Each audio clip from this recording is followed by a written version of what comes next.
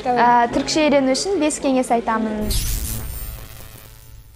Біріншісі ол барлығыңызға енді бір кішкене оңай жолмен үйренгісі келеді, көп адамдар.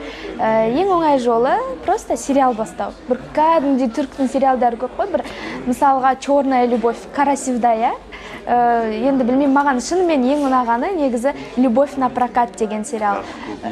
Запах клубники, кералық ашық. Запах клубники яман, запах клубники ұнайды. Сосын қазіргі көріп жүрген сериалым «Херерде сен всюду ты». Қалай, мен орысшасын білмеймін даже.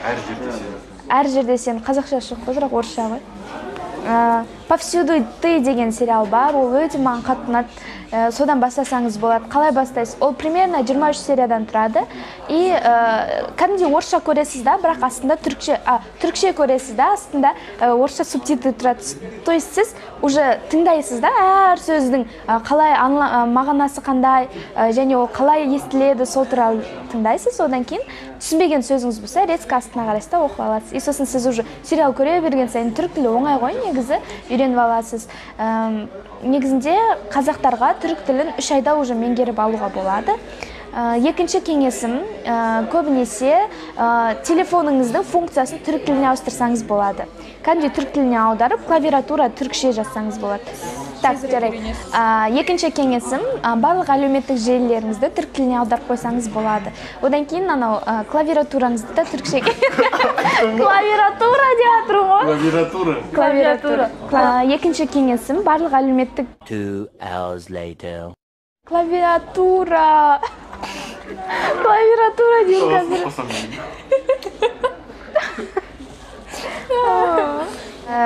Екінші кеңесім, әлеуметтік желіні, яғни настройкаға кіріп, барлық телефондағы функцияны түрік тіліне аудару керек.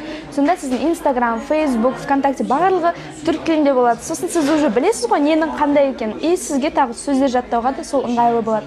Одан кейінгі үшінші кеңесім, мынандай программалар бар, тіл үйрену деген, я? Duolingo, я? Одан кейінгі үшінші кеңесім, бір программалар болады. Мысалға Duolingo, неға жазып қояды. Duolingo деген программа бар. Мысалы, ол жерде сіз күнде әр түрлі сөздерді үйренесіз, сөйлемдердің құралуын үйренесіз. Яғни алфавиттен бастап, уже түрік тілінің бірінші уровенін сіз білетін боласыз. Одан кейінгі төртіншісі, енді кішкене сіздер, енді ол оңай емес негізде. Төртінші кеңесім, ол енді кішкене қиын болады, ол кітап оқу. Кәдімгідей түрік тілінде түсінбесеңіздер де кітап оқисыздар. Енді уже сіз бағанағы 3 кеңесті орындағаннан кейін, төртіншісіне келген кезде, кітап оқуға келген кезде сіз кәдімгідей сөздерді біліп қаласыз. Одан кейін қазақ болғаннан кейін, кітап оқығаннан кейін, ол жақта көп сөздер ұқсайды, сол үшін сіздер түсінесіздер. Ал түсінбеген сөздеріңіз болса, былай қадалып қалмау керек, ары қарай оқи беру керек. Өйткені түсінбеген, мысалы, бір сөйлем беріледі, 5 сөз. 5 сөздің ішінде сіз 3-еуін түсінсеңіз, қалған 2-еуін түсіну маңызды емес, өйткені толық мағынасын уже түсінесіздер. Можно записывать, например, карандашпенен түсінбеген сөзіңіздің сыртын. Просто астын сызып кетесіз да, бірақ оған қадалмайсыз. Жоқ, перевод кереміз. Кәдімгідей оқып келе жатқан кезде түсінбеген сөздеріңіздің астын сызасыздар да, бірақ оған қадалмайсыздар. Кітаптар қарай оқи бересіздер. Одан кейін полный мағынасы түсінікті болады. Ал егер де шынымен түсінбей бара жатсаңыз, сол сөзді аударсаңыз болады. Спокойно отырасың, айданнан асында. Тыңырды жинау. Бұл білесің ба, қанша сұхбатты еще государственналарға түсіп видеоларын көрсем таңғалам, Баку деп, Бақа сен ба деп. Бір телефонын ағаннан жарыма мен мана Дауке деп қойма. Дауке емес, Даука. Мен ағам бар, просто Даука дейміз. Ағам дегенде ағам емес. Сен өйтіп айтпайма, не ешкім? Бажаты болған Даука дейміз. Дока деп. Дока? О, Дока. Жарайды. Дока собирай доки деген. Одан, давай шашын дұрыстау.